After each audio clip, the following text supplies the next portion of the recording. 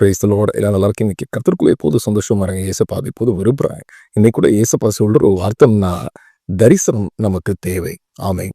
நம்முடைய வாழ்க்கையில் தரிசனம் இருந்தால்தான் நாம் வெற்றிகளை நாம் அடைய முடியும். நாம் சோர்ந்து போகாமல் இருப்போம். ஆமென்.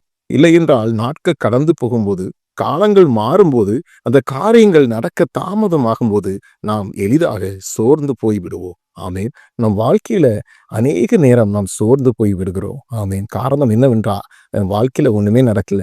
ஆண்டவர் என்ன வச்சிருக்கிறார் எனக்கு தெரியலன்னு சொல்லி நாம் கலங்கிக் கொண்டிருக்கிறோம். ஆண்டவரிடத்தில் தரிசனத்தை கேளுங்கள். ஆமென். ஆண்டவரிடத்திலிருந்து ஒரு வார்த்தையை கேளுங்கள்.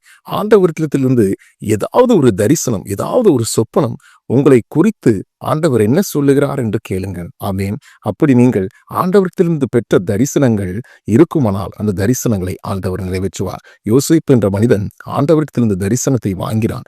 13 வருடங்கள் கழித்தாலும் அவன் சோர்ந்து போகாமல் இருந்தான். ஆமென். அவன் பரிசுத்தத்தை காத்து கொண்டான். கடைசியில் என்ன நடந்தது? அந்நிய தேசத்தில் ஒரு ராஜாவாக அவன் உயர்த்தப்பட்டான்.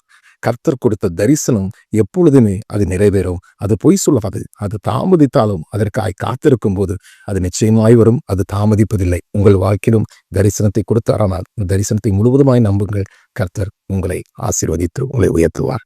God bless you.